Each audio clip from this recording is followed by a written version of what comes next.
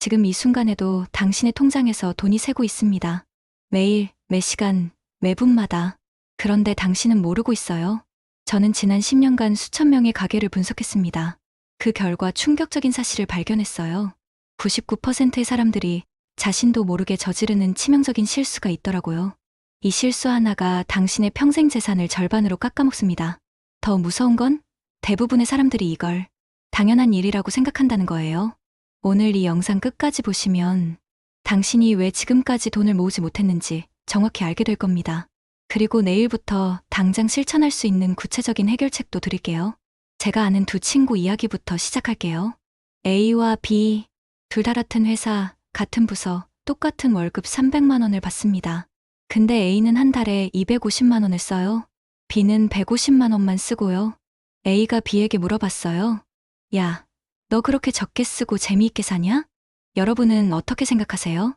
A가 B보다 100만 원을 더 쓰니까 더 행복할까요? 절대 아니에요. 하버드 대학교에서 흥미로운 실험을 했습니다. 소비 패턴과 행복 지수를 10년간 추적 조사한 거예요. 결과가 놀라웠어요. 돈을 많이 쓰는 사람과 적게 쓰는 사람의 행복도에는 거의 차이가 없었습니다. 오히려 과소비를 하는 사람들이 더 큰 스트레스를 받는다는 결과가 나왔어요. 왜 그럴까요? 소비는 습관이기 때문입니다. 한 번 쓰기 시작하면 계속 더 쓰고 싶어져요. 마약과 똑같아요. 처음엔 만족하다가 점점 더 많이, 더 비싸게 써야 같은 만족감을 느끼게 되거든요.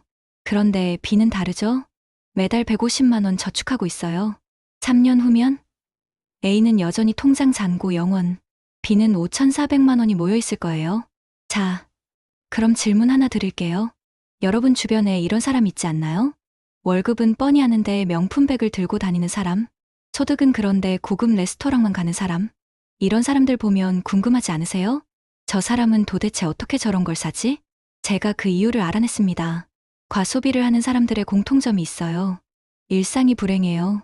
정확히 말하면 일상에서 만족감을 못 느끼고 있는 거예요. 하루하루가 재미없고 지루하니까 그 빈자리를 소비로 채우려고 하는 거죠. 쇼핑할 때만 잠깐 기분이 좋아지거든요. 새 옷을 사면 기분이 좋아져요. 맛있는 음식을 먹으면 스트레스가 풀려요. 하지만 그게 얼마나 갈까요? 하루, 이틀, 금세 다시 원래 상태로 돌아와요.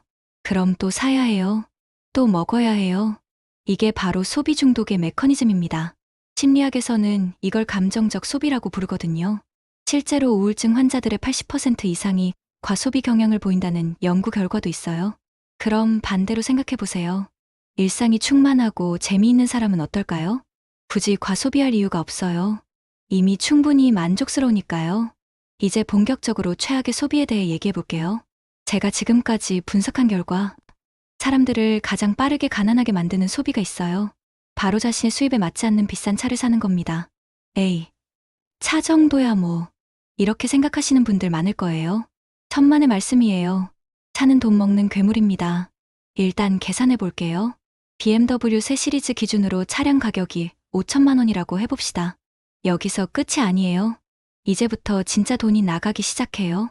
보험료 월 30만 원, 할부금 월 80만 원, 주유비 월 20만 원, 주차비, 세차비, 수리비, 정비비, 이거 다 합치면 월 150만 원이 나가요.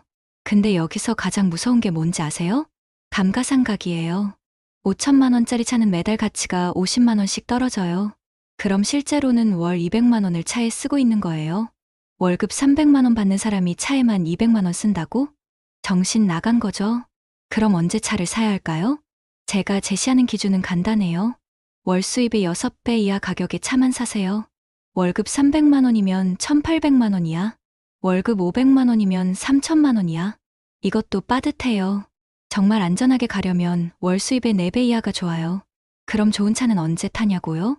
돈부터 벌어놓고 타세요. BMW 타고 싶으면 월 수입을 1,000만 원까지 올리고 타는 거예요. 순서를 바꾸면 안 돼요. 그래도 난 비싼 차 안 타는데? 맞아요. 차는 안 샀는데도 돈이 안 모이는 분들 많을 거예요. 그럼 이제 작은 소비들을 봐야 해요. 하루에 커피 2잔, 월 10만 원, 일주일에 치킨 한 번, 월 8만 원, 넷플릭스, 유튜브 프리미엄, 각종 구독료, 월 5만 원, 온라인 쇼핑, 이것저것, 월 15만 원, 다 합치면 월 38만 원이에요. 1년이면 456만 원, 10년이면 4,560만 원. 이것만 아껴도 아파트 전세자금 마련할 수 있어요. 그럼 아무것도 즐기지 말고 살라는 거냐고요? 아니에요. 기준을 정하는 거예요. 커피는 하루 한 잔만, 그것도 스타벅스 말고 저렴한 브랜드에서. 배달 음식은 일주일에 한 번만. 구독 서비스는 정말 필요한 것만 하나.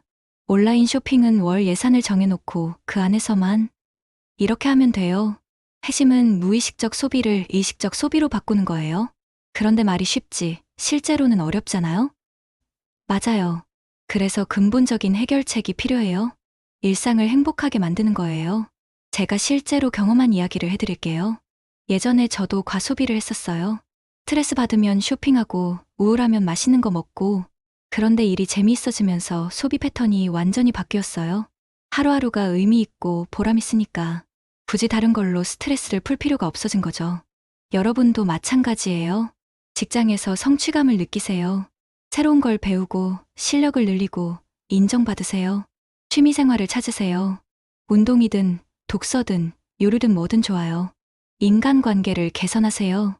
가족, 친구, 연인과의 시간을 늘리세요. 이렇게 하면 자연스럽게 과소비가 줄어들어요. 돈을 써서 행복을 사려고 하지 않게 되거든요.